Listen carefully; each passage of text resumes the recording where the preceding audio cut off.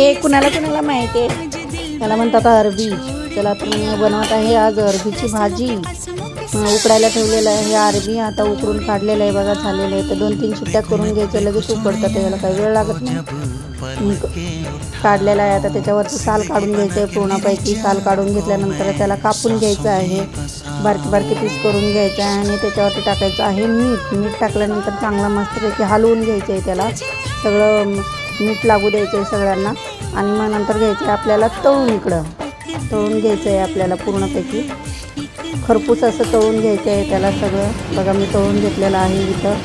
तुम्ही पण ट्राय करून बघा एकदाच. मग इथं फोडणीची तयारी केलेली आहे. फोडणीमध्ये घालायचं आहे जिरे, तेल आणि कुटलेलं लसूण. त्याच्यामध्ये टाकून द्या सगळे मसाल्याचे जे तुम्हाला टाकायचं आहे ते मी टाकलेलं आहे बघा. झाली आहे माझी भाजी.